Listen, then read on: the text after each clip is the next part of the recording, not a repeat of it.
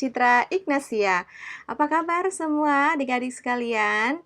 Ya, hari ini hari yang cerah. Hari ini Ibu akan mengajar kembali dalam mata pelajaran Ilmu Pengetahuan Alam atau IPA dalam materi Sistem Gerak pada Manusia, bagian yang kedua. Ya, untuk bagian yang pertama, kita sudah mempelajari sistem gerak pada manusia dalam rangkanya atau tulangnya, dalam sendi-sendinya, dan sekarang kita akan mulai ke bagian ototnya. Ya, sudah siap semua? Oke, kalau sudah siap, sekarang mari memperhatikan baik-baik dengan Ibu Citra. Yang menjadi tujuan pembelajaran yaitu siswa dapat menjelaskan struktur dan fungsi otot, siswa dapat menyebutkan gangguan-gangguan sistem gerak pada manusia, serta upaya mengatasinya. Ya, kita masuk ke otot. Nah, di samping kanan kita ada gambar otot ya, seperti yang ada dalam tubuh kita. Otot adalah gerak aktif. Otot adalah alat gerak aktif. Pada pertemuan sebelumnya kita belajar mengenai tulang. Tulang adalah alat gerak pasif. Jadi untuk keseharian kita menulis, kita makan menggunakan sendok, kita berjalan, kita bernyanyi, bahkan kita duduk sampai sekarang pun, itu menggunakan tulang sebagai alat gerak. Tapi untuk yang menggerakkan sendok, kita berjalan, kita bernyanyi, yaitu adalah otot. Otot adalah alat gerak aktif di mana otot itu menempel di tulang kita. Nah, tanpa adanya otot, tulang yang ada di dalam tubuh kita tidak mampu bergerak. Ya, tanpa adanya otot, tulang yang ada di dalam tubuh kita tidak mampu bergerak. Nah, Bu Citra, saya badannya kecil. Saya juga tidak suka olahraga. Apa saya punya otot? Iya, benar, punya dong. Karena otot ini bukan hanya ada kepada orang yang rajin olahraga, orang yang biasa fitness, atau bahkan olahragawan-olahragawan. Enggak, yang ada itu pada semua manusia. Karena otot itu menempel di tulang kita. Jadi walaupun kita berbadan kecil, bertubuh kecil, itu hanya ukuran tulang saja. Tetapi tetap ada otot yang menempel di tulang kita sebagai alat gerak aktif. Sehingga kita boleh bernyanyi, bergerak, bahkan duduk sekarang ini. Otot memiliki kemampuan berkontraksi. Nah, dalam hal kemampuan berkontraksi ini, ada dua yang akan kita kenal, yaitu ada yang namanya kontraksi dan relaksasi. Di mana kontraksi itu, kita bisa lihat otot itu mengeras dan memendek. Nah, kalau ada kontraksi, pasti ada relaksasi. Relaksasi itu apa? Iya, otot memanjang dan mengendur. Di mana ya kontraksi dan relaksasi itu ada dalam tubuh kita? Ya, mari kita lihat. Ya, sebelum kita melihat otot yang berkontraksi dan relaksasi, kita masuk di kerja otot. Bagaimana kerja otot ini? Kerja otot terbagi atas dua, yaitu kerja antagonis dan kerja sinergis. Kerja antagonis yaitu kerja otot yang berlawanan arah. Nah, sebaliknya, sinergis adalah kerja otot yang searah. Sekarang kita masuk ke kerja otot antagonis. Kerja otot antagonis atau otot yang berlawanan arah bisa kita lihat atau kita bisa bedakan menjadi fleksor atau fleksi dan ekstensor atau ekstensi. Kita boleh melakukan gerakan seperti yang Ibu tirukan. Ayo sekarang kita gerakkan bagian lengan kita dengan gaya fleksi atau flexor, yaitu membengkokkan. Nah, di sini ada gambar yang bisa kita pelajari. Di saat kita membengkokkan tangan kita, ada gerakan kontraksi dan relaksasi yang sudah Ibu jelaskan sebelumnya.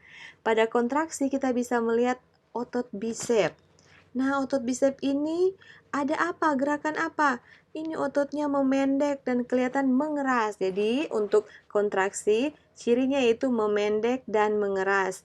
Sebaliknya, pada relaksasi, pada otot trisep, kita bisa lihat apa? Memanjang dan mengendur. Begitu, jadi untuk fleksi, kita bisa bengkokkan, kita bisa lihat otot kontraksinya terdapat pada otot bisep, yaitu memendek dan mengeras. Sedangkan relaksasinya pada otot trisep, yaitu memanjang dan mengendur. Selanjutnya, ekstensor atau ekstensi, yaitu lawan arahnya. Kalau tadi kita bengkokkan, sekarang kita luruskan. Ada gerakan kontraksi dan relaksasi di situ, yaitu pada otot trisep, kita bisa lihat trisep, dia memendek dan mengeras. Sedangkan pada otot bisep, dia apa? Memanjang dan mengendur. Ini salah satu contoh dari kerja otot antagonis, yaitu flexor atau fleksi dan ekstensor atau ekstensi. Selanjutnya, contoh antagonis yang kedua. Ya, namanya abduktor dan aduktor. Abduktor untuk aduksi, aduktor untuk aduksi. Ya, aduktor kita bisa lihat abduktor yaitu gerakan menjauhi badan. Jadi kita bisa praktekkan sekarang juga. Iya, angkat tangannya, rentangkan tangannya. Ini adalah gerakan abduktor, yaitu menjauhi badan. Kemudian mendekati badan, aduktor. Kembali lagi, yaitu gerakan yang berlawanan arah mendekati badan. Sekarang kita ke kerja otot antagonis yang ketiga. Ya, kita bisa lihat elevator dan depresor atau elevasi dan depresi. Elevasi, kita bisa menengadah ke atas. Ya, bisa kita lakukan sekarang. Kemudian depresi atau depresor, gerakan ke bawah. Ya, ini adalah kerja otot yang ketiga. Sekarang yang keempat. Kerja otot berlawanan arah yang keempat, yaitu supinator dan pronator. Supinasi atau pronasi. Supinasi atau supinator yaitu telapak tangan menengadah. Ayo kita lakukan. Ya, benar sekali. Ini contoh gerakan antagonis supinator yaitu telapak tangan menengadah. Kemudian lawan arahnya yaitu pronator atau pronasi, telapak tangan menelungkup. Nah, ini adalah kerja-kerja otot antagonis. Bu, terus untuk sinergis bagaimana ya, Bu? Oke, kita lihat sinergis, kerja otot yang kedua. Kerja otot ini yaitu kerja otot yang searah. Bisa kita lihat gambar yang di samping kiri kita, ini adalah gambar rangka, kemudian ada tulang-tulang yang menyusun rangka tersebut. Kerja otot ini, dalam sinergis ini, yaitu otot tulang rusuk yang bekerja bersama-sama ketika seseorang menarik nafas. Ayo kita coba. Kita coba untuk kerja otot sinergis. Dalam hitungan ketiga, kita tarik nafas bersama-sama. 1, 2, 3. Iya, luar biasa. Ini adalah kerja otot sinergis. Di saat kita menarik nafas, itu adalah kerja otot searah. Jadi, tulang rusuk kita terangkat. Dan itu adalah kerja otot yang searah. Oke, dari kerja otot, kita lanjut. 3 jenis otot yang harus kita ketahui. Yang pertama, otot polos, otot rangka, otot jantung. Perbedaan-perbedaan ini kita bisa kelompokkan dalam bentuknya, di mana ada nukleusnya, bagaimana cara bereaksi, bagaimana sifat kerjanya, dan terdapat di mana, yaitu letaknya di mana ya. Kita bisa lihat dalam otot polos. Otot polos dalam bentuk otot polos berbeda dengan otot rangka, begitu juga berbeda dengan otot jantung. Untuk bentuk otot polos yaitu gelendong, otot rangka silindris, otot jantung silindris bercabang. Kita lihat perbedaan yang kedua.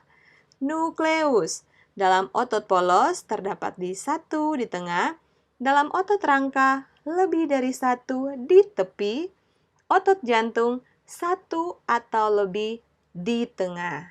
Nah, sekarang reaksi. Reaksi antara otot polos, otot rangka, dan otot jantung. Reaksi dalam otot polos yaitu lambat, sedangkan pada otot rangka reaksinya cepat, dan pada otot jantung reaksinya lambat. Bagaimana dengan sifat kerjanya? Sifat kerja dari otot polos, otot rangka, dan otot jantung.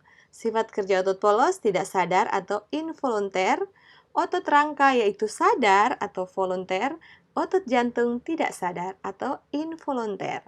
Terakhir yang menjadi perbedaannya letaknya. Nah, otot polos terdapat di mana?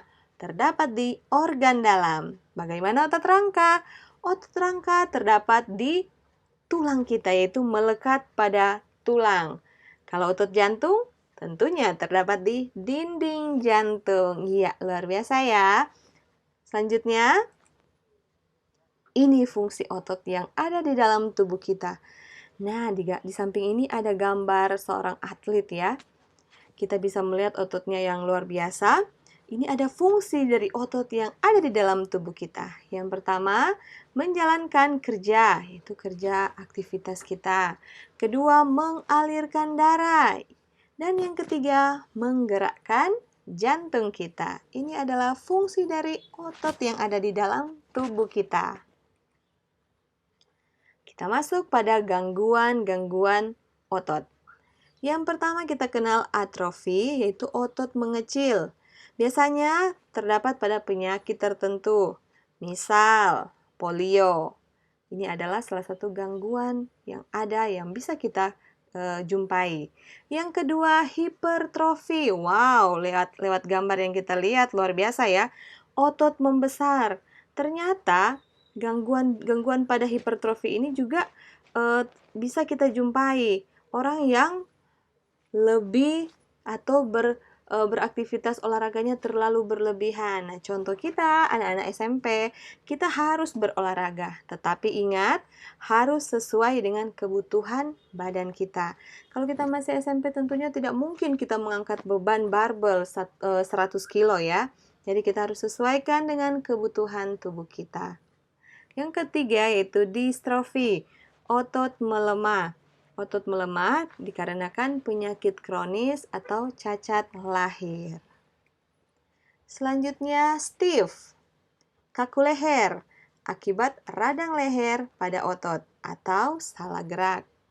Dan yang terakhir tetanus. Kita bisa lihat, gangguan pada otot juga yang dinamakan tetanus itu kenapa? Ya, karena adanya ketegangan otot.